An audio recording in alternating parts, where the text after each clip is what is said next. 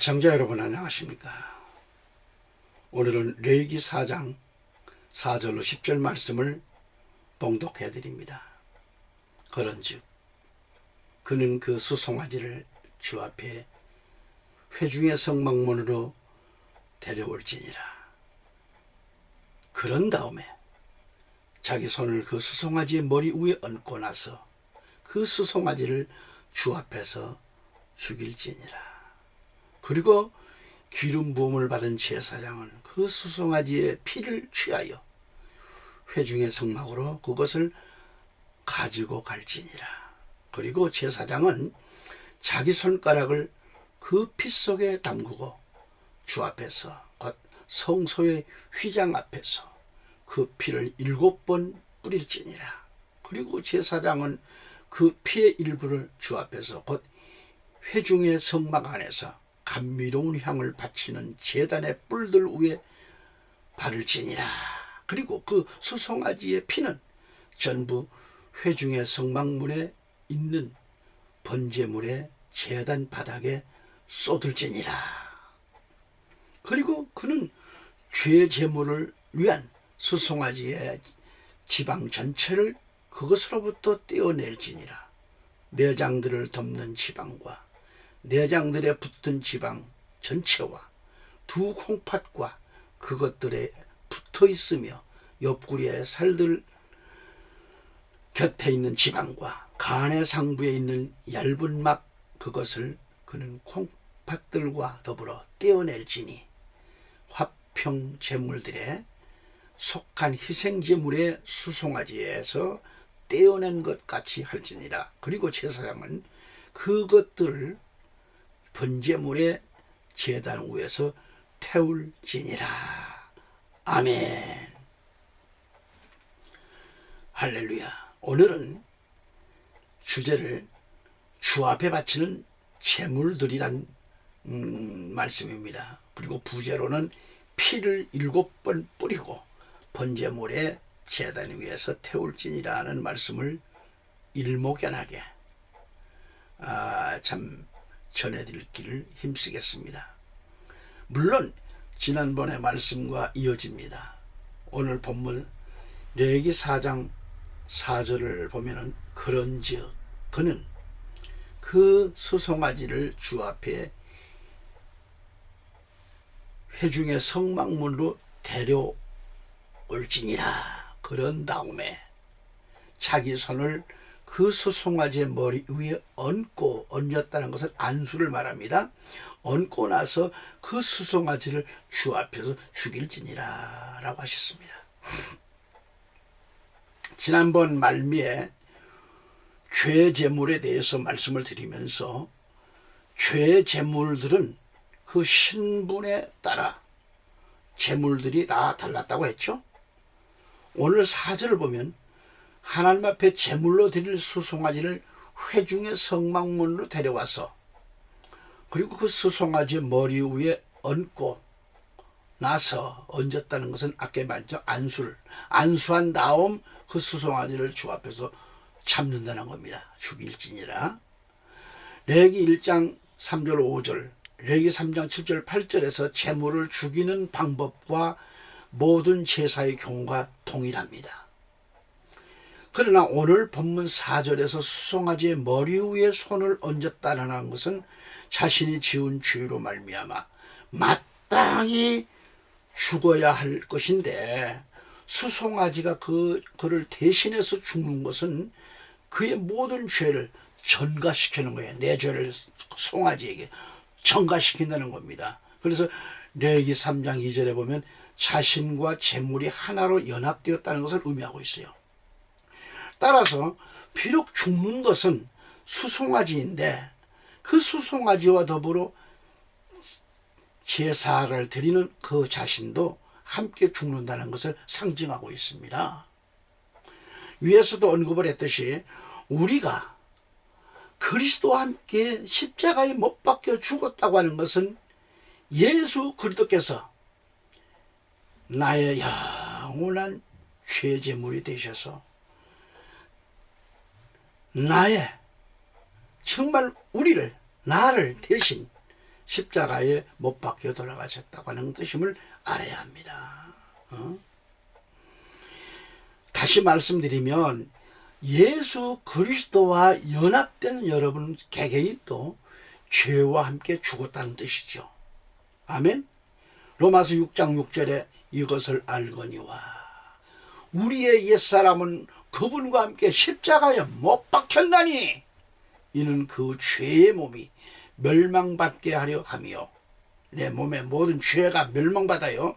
이후로는 우리가 죄를 섬기지 않게 하려 함이라 라고 말씀이 나옵니다. 또 한 군데 봅니다. 갈라디아서 2장 20절입니다. 내가 그리스도와 함께 십자가에 못 박혔나니 그럼에도 나는 살아있노라. 지금 사도 바울 얘기입니다. 그러나 내가 아니라 오직 그리스도께서 내 안에 사시는 것이라. 그런즉 이제 내가 육체 안에서 사는 삶은 나를 사랑하셔 나를 위하여 자신을 주신 하나님의 아들의 믿음으로 사는 것이라고 해서 완전히 하나님의 사람으로 산다는 얘기죠. 이렇게 돼야 되죠. 갈라디아서 5장 24절 한 절 더 봅니다. 그런즉 그리스도께 속한 자들은 그 육신과 함께 정욕들과 욕망들을 십자가에 못 박았느니라 했습니다. 애청자 여러분, 우리는 어떠한 사람이 되어야 할까요? 어떤 사람이 되어 있어야 될까요? 옛사람인 내가 그리스도와 함께 십자가에 못 박겠다고 했습니다. 근데 사람들은 자꾸 자기가 나타나요. 예수가 안 나타나고 혈기가 나타나서 예수를 감추고 거짓말이 나와서 예수를 감추고 툭하면 거짓말, 애기한테도 툭하면 거짓말, 얼마든지 주의 사랑으로 달려야 될 애기도 뭐가 온다, 도깨비가 온다, 뭐 호랑이가 온다, 뭐가 온다. 아, 이거 얼마나 새빨간 거짓말입니까? 아이가 뭐가 지금 요구되기 때문에 그 요구를 위해서 지금 아이들은 어떤 요구가 있을 때는 울음으로 향한 겁니다. 그래서 그게 안 되면 때를 쓰는 거죠. 그런데 완전히 변화된 엄마, 변화된 아버지라면 오냐. 내가 네 부모다. 네 부모는 너를 위해서 하나님께서 이렇게 해주셨는데, 네가 태어나고 우리가 부모가 됐는데 예수님의 마음을 가지고 사랑해야지. 옛사람이 내가 그리스도와 함께 십자가에 못 박힌 자 아닙니까? 엄마도 아빠도. 나는 그리스도와 함께 못 박혔지만은 그러나 나는 살아있다는 것은 내가 아니라고 했잖아요. 지금 오직 그리스도께서 내 안에 사시는 것이라 그랬어요. 내가 자신 주님이 내 안에 사시도록 하고 살아야 되는데 주님은 감추고 자꾸 내가 튀어나와. 내가. 근데 사람들마다 아멘 하고 은혜를 받고 나가서 아니요 하고 갑니다. 교회 뭐만 나가면 아니요 하고 갑니다. 이게 사도 바울은 말씀하고 있잖아요. 바울은 또한 이제 내가 육체 안에서 사는 삶은 나를 사랑하셔 나를 위하여 자신을 주신 하나님의 아들의 믿음으로 사는 것이라고 했습니다. 우리는 하나님의 아들의 믿음으로 사는 거예요. 사도 바울이 고백처럼 내가 육체 안에서 사는 삶은 나를 사랑하셔 나를 위하여 자신을 주신 하나님의 아들의 믿음으로 살고 있다고 했습니다. 우리는 그렇게 살아야 돼요. 다시 사도 바울은 갈라디아서 2장 24절에 그리스도께 속한 자들을 그랬습니다. 예수 그리스도를 믿는 자는 누구에게 속했습니까? 우리는 그리스도께 속한 자들이에요. 그리스도께 속한 자들은 그 육신과 함께 뭐요? 이 정욕들, 욕정들, 욕망들을 십자가에 못 박았다고 그랬습니다. 박았나요 지금? 이 방송을 듣고 계신 여러분 못 박았습니까? 여러분이 아멘하고 지금 나갔는데 길 가다가 누가 발등을 밟았다. 응? 아니면 오해를 해서 누가 시비를 걸었다. 그러면 나는 적 없잖아요. 나는 없으니까 없는 것으로 살아야죠. 내가 튀어나와 버리면 욕정이 튀어나오고 욕막 거기에 뭐 이런 거 혈기 튀어나오니까 그건 아니죠. 다시 한번 묻습니다. 여러분은 그리스도께 속한 사람입니까? 그리스도께 속하지 않는 육적인 사람입니까? 욕정들이 그대로 지금 있습니까?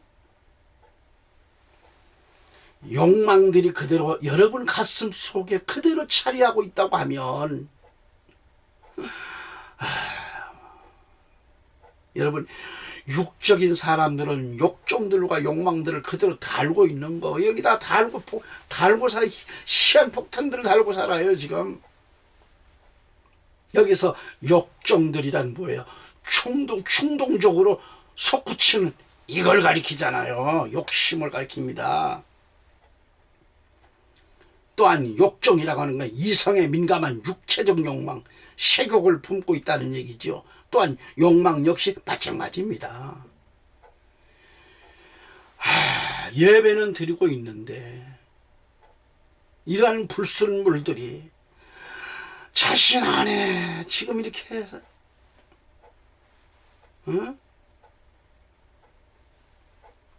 이것이 내 속에 이글거리고 있다고 하면 이것은 그리스도인은 아닐 것입니다. 변화되지 못한 사람으로 있는 겁니다. 정말 그리스도와 함께 못 박혔나요? 그리스도께 속한 사람들입니까? 정말 여러분이 그리스도께 속한 신앙인이라고 하면 여러분 개개인의 육신과 함께 욕망들을 십자가에 못 박아야 합니다. 그래야 내가 죽고 내 안에 주가 오시죠. 응? 그리고 하나님의 아들의 믿음으로 살아야 되죠. 하나님의 아들의 이름으로 그리스도 이름으로 살아야죠. 아멘. 레위기 4장 4절에서 보았듯이 자신의 지은 죄를 전가하기 위해서 수송아지를 제단 앞에 지금 데려와서 죽이고 5절에 기름 부음을 받은 제사장은 그 수송아지의 피를 취하여 회중의 성막으로 그것을 가지고 갈지니라. 6절에 그리고 제사장은 자기 손가락을 그 피 속에 담그고 주 앞에서 곧 성소의 휘장 앞에서 그 피를 7번 뿌릴지니라 하겠습니다. 7번 뿌려요. 여기서 기름 부음을 받은 제사장은 하나님과 백성들 사이에 서서 중재 역할을 담당하고 있습니다. 이 제사장은 피를 취하여 회중의 성막으로 가지고 들어가서 자기 손가락을 그 피 속에 담그고 주 앞에서 그 성소의 휘장 앞에서 그 피를 7번 뿌릴 것을 말씀하셨어요. 따라서 제사장이 피를 가지고 회중의 성막으로 들어갔다고 하는 것은 뭔가요? 회중의 성막은 하나님과 그의 백성들이 만나는 만남의 장소입니다. 그곳엔 반드시 피가 있어야 됩니다. 피가 없이는 인간이 하나님의 진노를 거두시게 할 다른 수단이 없다는 것. 그래서 깊은 뜻은 오직 피만이 우리 인간의 죄를 속하여 인간으로 하여금 하나님 앞으로 담대히 나가는 데 있다는 말씀이 됩니다. 레위기서 4장 6절 말씀을 보면 제사장은 자기 손가락을 그 피 속에 담그고 주 앞에서 성소의 휘장 앞에서 그 피를 7번 뿌리라고 하셨는데 첫째로 성소의 휘장 앞에서 7번 뿌린다는 피는 뭐예요? 첫째 제사장이 드린 수송아지의 피이고요. 둘째는 이스라엘 회중이 수송아지의 피를 드리는 성소는 전능하신 하나님, 영광을 받으시는 가장 성스러운 장소임을 가리킵니다. 그리고 성소의 휘장은 성소와 지성소를 구분시켜주고 있는 휘장을 말합니다. 따라서 휘장 안쪽 지성소에는 하나님의 임재를 상징하고 있는 법궤가 있어요.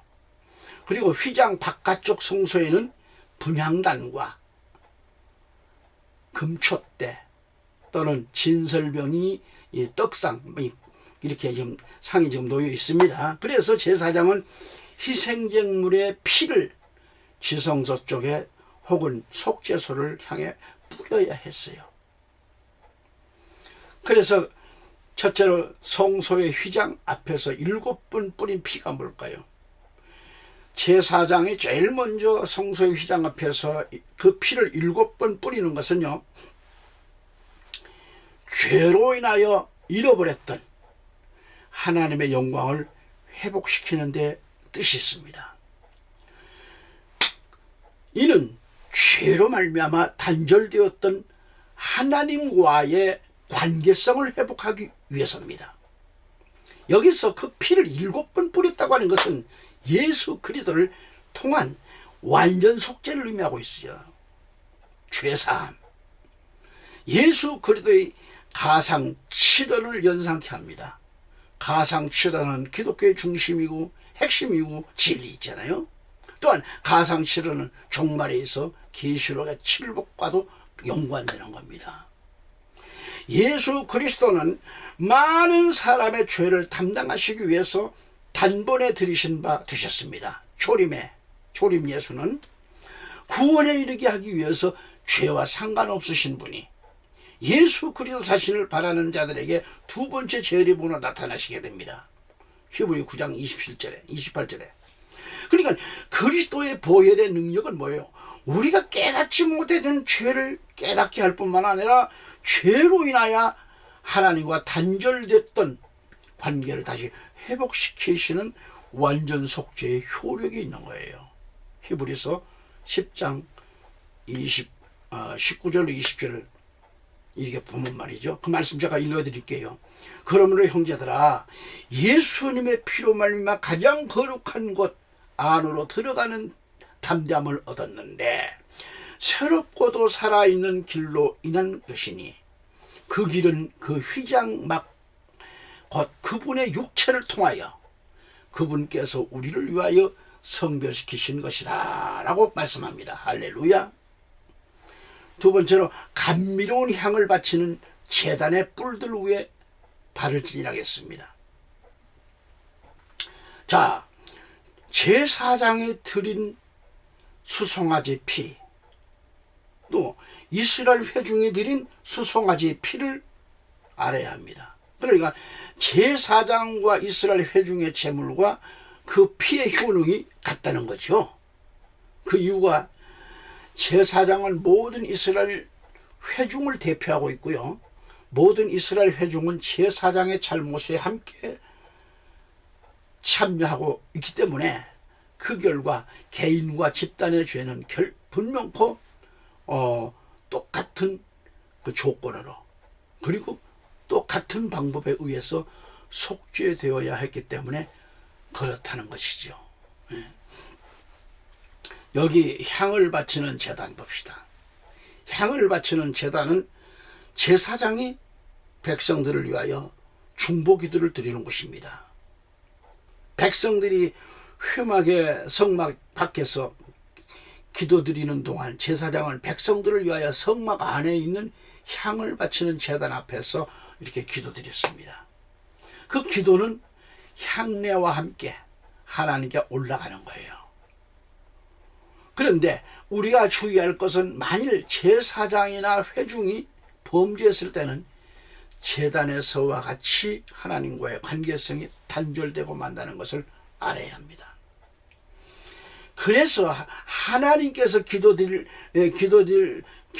수 없으며 하나님께, 그리고 또한 기도를 아무리 많이 드린다 해도 향만 낭비할 뿐 아무런 효능이 없어요. 그것은 진실한 기도가 아니라 형식에 불과했던 그런 기도라는 점이죠.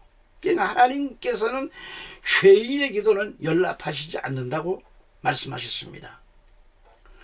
요한복음 9장 31절에 가보면 이제 저희가 아는 것은 하나님께서는 죄인들의 말을 듣지 아니하시나 만일 어떤 사람이 하나님을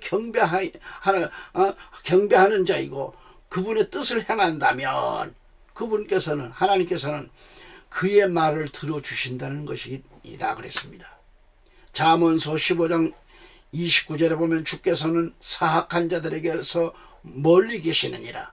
그러나 그분께서는 의로운 자들의 기도를 들으시느니라 라고 말씀했습니다. 기도를 통해서 하나님과의 교제를 회복하기 위해서는 감미로운 향을 바치는 제단의 뿔들 위에 피를 바르고 회개해야 합니다.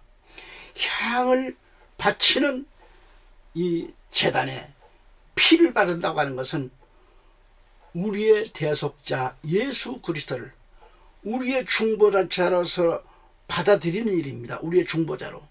그리고 기도의 훈련은 효력은 예수 그리스도의 대속의 공로에 전적으로 의지하는 일이다 이 말이죠. 아멘. 세 번째, 죄의 제물을 드리는 방법입니다. 어떻게 드려야 되나요? 본문은 그 죄의 제물을 드리는 방법을 말씀하고 있어요. 레위기 4장 4절 말씀에 보면 그런즉 그는 그 수송아지를 주 앞에 회중의 성막문으로 데려올지니라. 그런 다음에 자기 손을 그 수송아지의 머리 위에 얹고 나서 안수하고 나서 이 말이죠. 그 수송아지를 주 앞에서 잡는다고 그랬어요. 잡을지니라. 그래서 이 방법을 가르쳐 주십니다. 다른 제사에 비해서 죄 제물에 대해서 많은 말씀을 하셨어요. 왜 하나님께서 이렇게 죄 제물로 드리는 데 있어서 가장 많은 말씀을 이렇게 말씀하실까요? 우리가 하나님의 자녀로 택함을 받고 세상 속에서 살아갈 때 많은 죄를 우리가 지을 것을 하나님은 미리 다 아시고 죄에 대해서 사함받을 수 있는 길을 자세히 가르쳐 주신 것입니다. 회개 기도라고 해서 다 하나님이 그 회개 기도를 받으시는 것이 아니라 무조건 죄만 뉘우치는 것은 회개 기도가 아니지요. 그런 형식적인 회개 기도를 하지 말고 온전한 회개 기도를 하라고 가르쳐 주신 것이 바로 속죄 제사입니다. 참으로 회개는 내 속에 심령이 새롭게 살아나야 된다는 얘기죠. 그리고 하나님의 뜻을 깨닫게 되면 변화되는 것이 진실한 회개입니다. 로마서 12장 2절 말씀을 봅니다. 그런즉 이 세상에 동화되지 말고 오히려 너희는 너희 생각을 새롭게 함으로써 변화를 받을지니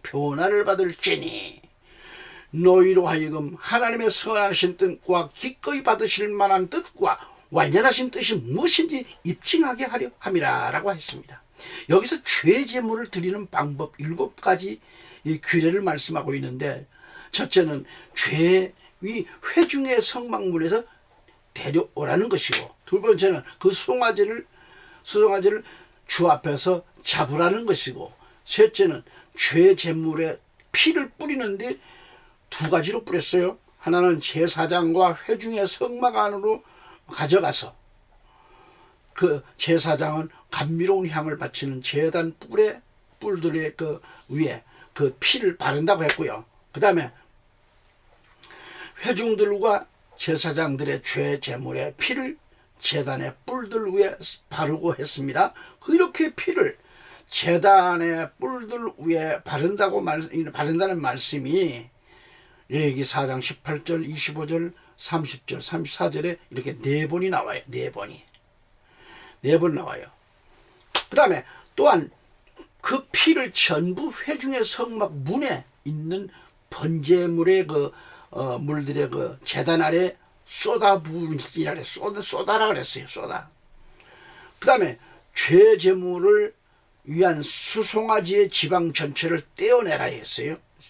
구체적으로 이렇게 말씀에 나와 있죠. 내장들을 덮는 지방, 내장들에 붙은 지방 전체와 두 콩팥과 그것들에 붙어 있는 또 옆구리의 살들 곁에 있는 지방과 간의 상부에 있는 얇은 막, 그것을 그는 콩팥들과 더불어 떼어내어 제사장은 그것들을 번제물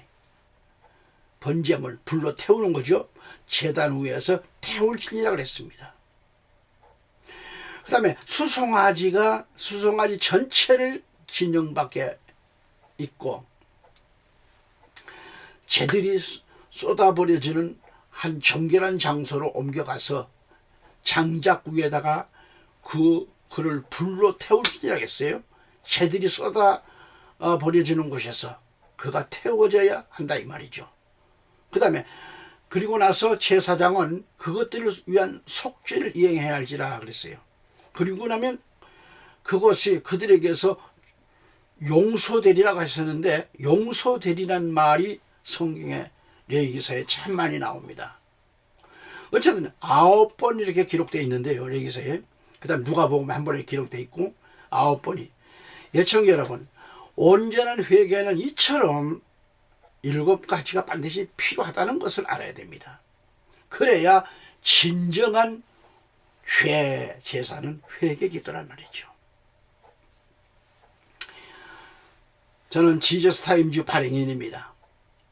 J10 방송 TV를 여러분 애청하고 계시는데, 여러분 이렇게 애청하고 계시는 여러분들, 이 죄제물, 화목제 희생제물이 되는 것도 중요하지만 제물을 드리는 것을 하나님께서 명하신 대로 드려야만 돼요. 여러분이 드리는 회개 기도가 무조건 죄에 대한 그런 뉘우침만으로는 여러분의 그 죄가 사함을 받지 못합니다. 뉘우치는 것은요, 회개가 아니지요. 이 시대에 온전한 회개가 이루어지지 않기 때문에 성도들이 죄를 밥 먹듯이 저지르고 있습니다. 죄를 뉘우치고 또 죄를 짓는 것을 반복하고 또 반복해서 하고 그래요. 지금 참으로 안타까울 일이 아닐 수 없습니다. 동물 중에서 고등동물인 우리 인간처럼 연약한 것은 없다고 봅니다. 강한 것 같으면서도 죄 앞에서는 연약한 존재. 그래서 죄를 물 마시듯이 짓고 또 짓고 하는 거예요. 어쩔 수 없어서 그런 죄를 지었다고들 말들은 잘해요. 그러나 충분히 자신의 죄와 싸워서 이길 수 있는 강력한 무기가 우리에게 있습니다. 그런데도 적당히 죄와 타협합니다. 타협을 해 또 회개.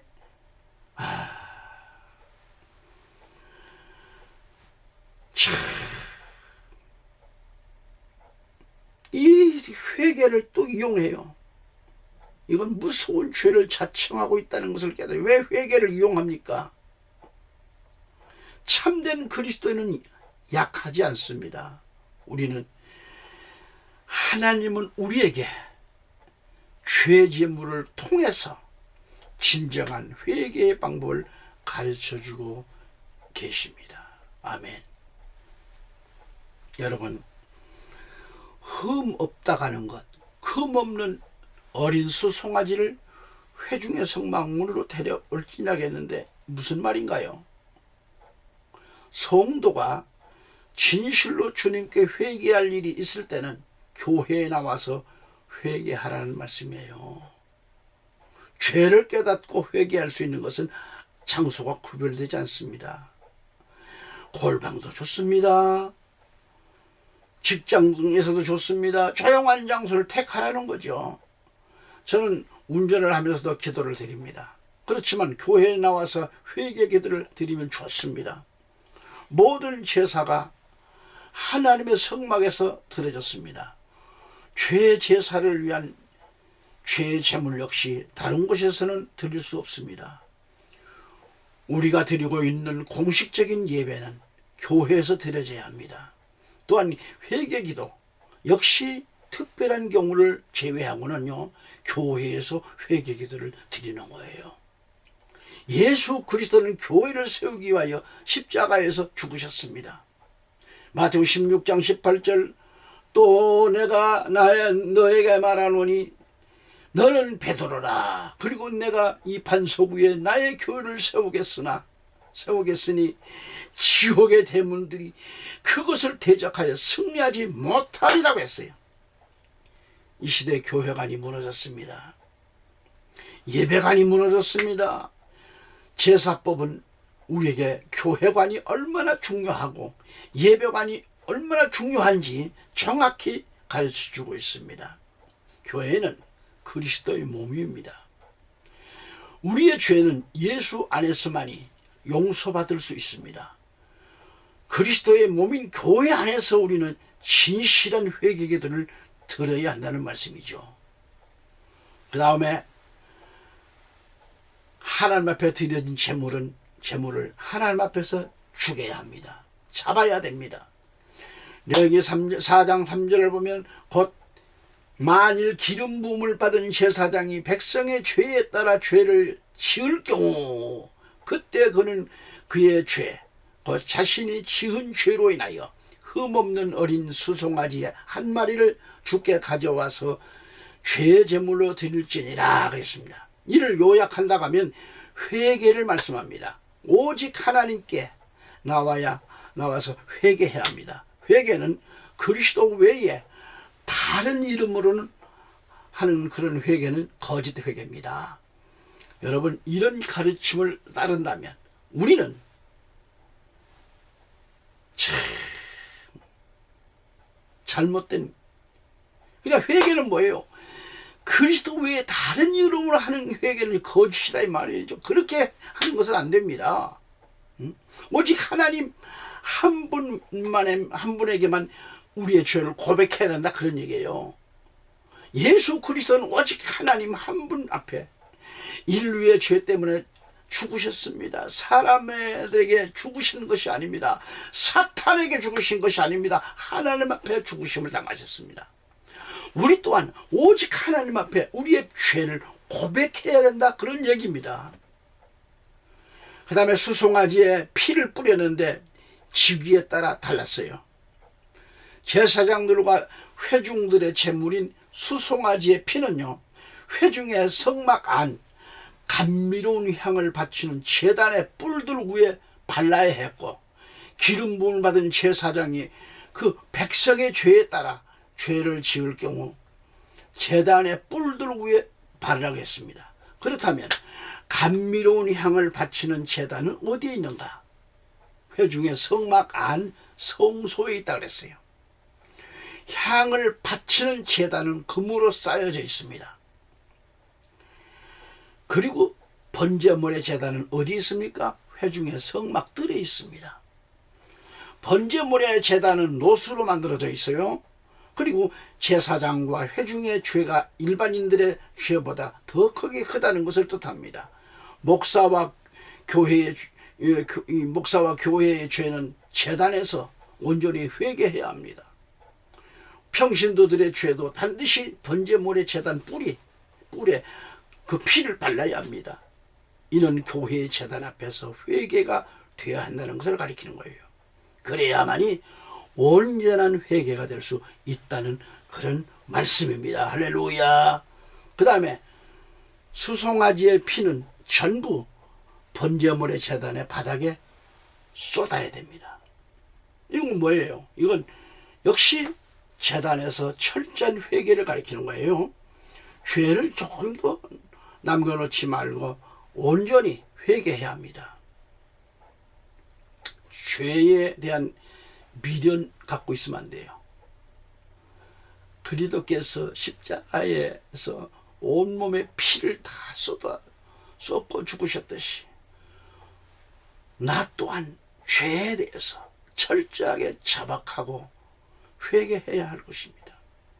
요한일서 1장 9절 말씀입니다. 만일 우리가 우리의 죄들을 자백한다면 그분께서는 신실하시고 정의로우셔서 우리에게서 우리의 죄들을 용서하시고 모든 불의에서 우리를 정결하게 하시느니라 라고 했습니다. 오늘 이 방송을 예청하고 계신 독자 여러분, 우리를 정결하게 하는 것, 적당히 입술로만 하는 회개는 정결하게 할 수 없습니다. 버려야 됩니다.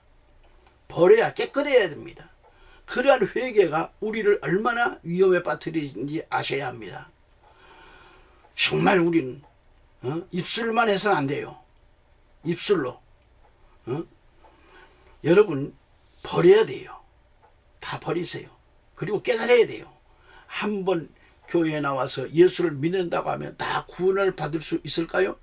회개는 구원이 완성되는 그날까지 신앙생활을 바로 해야 합니다. 빌립보 2장 12절 말씀입니다.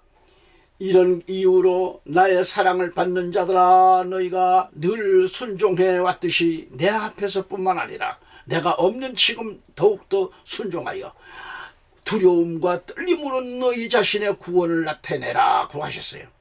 여기서 사도 바울의 권면은 뭘까요? 더욱더 순종하라 그랬어요. 더욱더 순종하여 두려움과 떨림으로 너희 자신의 구원을 온전히 이루라고 말씀합니다. 구원을 이루어가는 방법은 전적으로 하나님 경외입니다. 하나님의 계획과 명령에 그리스도께서 오시는 그날까지 순종하라는 말씀이죠. 사도 바울은 내가 없는 지금 더욱더 순종하여 두려움과 떨림으로 너희 자신의 구원을 나타내라고 했는데, 이 말씀의 의미가 뭐예요? 인간적인 노력과 지혜를 믿지 말라는 권면입니다. 그래서 성도들은 뭐예요? 유익하지 못한 언어에 있어서 두려움을 가지란 말이에요. 유익하지 못한 언어. 하나도 걸림없이 입에서 나오는 대로 말하지 말란 얘기예요. 유익하지 못한 말은 하지 마라, 그런 얘기예요. 두려움을 가지라는 거예요. 그 다음에 모든 일들을 불평들과 다툼이 없이 하라는 겁니다. 이에 두려움을 가지라는 거예요. 그리고 마음에 교만한 것, 세상을 사랑하는 것, 육신의 정욕이 주 예수께서 그에게 베풀고자 원하시는 귀중한 은혜를 배척할까 두려워하라는 것이에요. 육신의 정욕 때문에. 동시에 우리의 모든 의지는 하나님의 능력과 은혜에 달려 있다는 말씀입니다. 아멘. 신앙인들이 여기에서 요지를 놓치고 인간은 하나님의 능력 없이 스스로 일할 것을 주장합니다.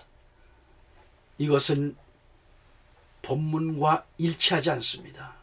또 다른 사람은 인간은 모든 의무에서 자유롭다고 주장합니다. 왜 그럴까요? 하나님이 모든 일, 즉 의지와 행함 모두를 행하시기 때문이라는 겁니다. 신앙인이 영혼의 구원에는 인간의 의지력을 하나님의 의지력에 굴복시켜야 합니다. 반드시 그렇게 해야 돼요. 인간은 영원한 생명을 위한 이 큰 투쟁에서 한 부분을 할당받는 겁니다. 그는 성령의 일하심에 응답해야 합니다. 어둠의 능력을 뚫고 나가기 위해서는 투쟁이 필요하지만 그의 안에서 일하는 성령은 이것을 이룰 수 있고 이룰 것입니다.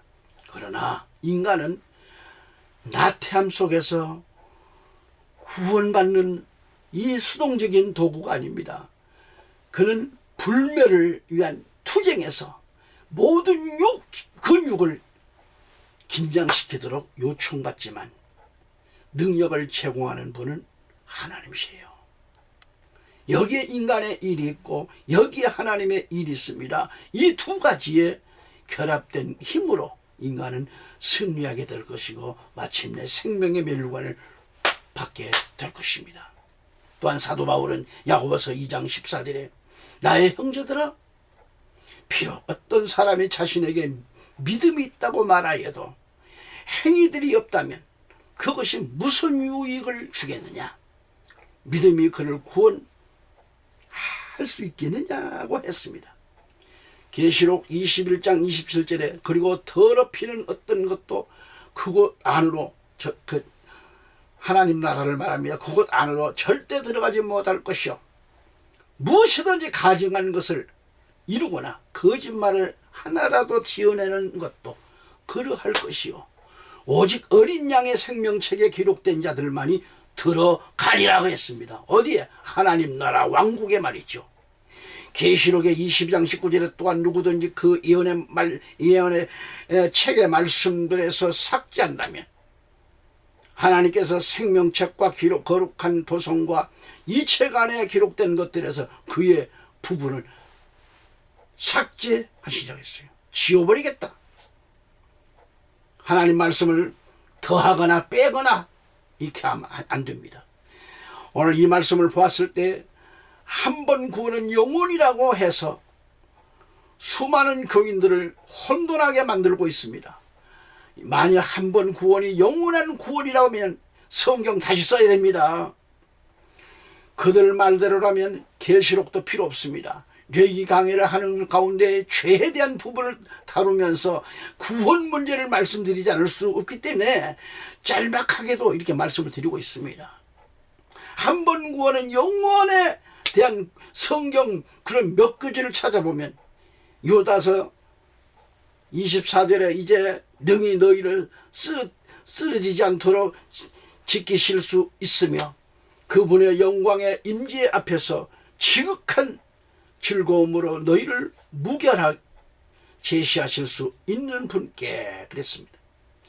요한복음 10장 28절에 그리고 나는 그들에게 영생을 주노라. 그런즉 그들은 결코 멸망하지 아니할 것이요 아무도 나의 손에서 그들을 빼앗아내지 못할 것이라고 하셨는데 이것을 근거로 그렇게 말들을 하는 겁니다. 요한복음 19장 30절 보셨나요?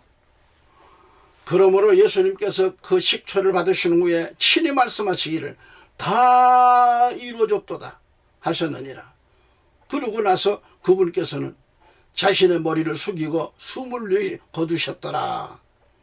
요한계시록 16장 17절에 다음으로 일곱째 천사 그의 호리병을 대기 중에 쏟아 부었더라. 그러자 하늘의 성전에서 커다란 음성이 그 보좌로부터 나왔으니 말씀하시기를 다 이루었도다 하셨느니라 하셨습니다. 예수 그리스도는 나를 위해서 너를 위해서 죄값을 완전히 치르셨다는 말씀입니다. 다 이루었다고 하는 이 말은 도의적 법적인 책임을 다했다는 것이 아니라 설교자인 너를 살리기 위해서 내 목숨을 걸었다는 뜻입니다. 설교자인 너를 위해 내가 죽어도 좋다는 말씀이었습니다. 구원은 분명히 말해서 현재 진행형인 것을 알아야 합니다. 과거에 이루어진 그런 한순간의 구원으로 미래의 구원까지 다 보장되는 것은 아니라는 걸 알아야 됩니다.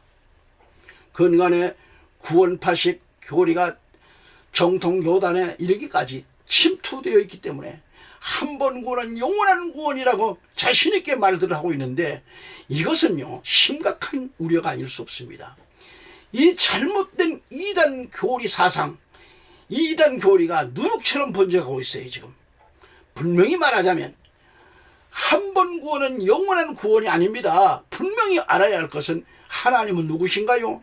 사랑의 하나님이십니다. 하지만 하나님의 더 큰 본질적인 속성은 공의의 하나님이시라는 것.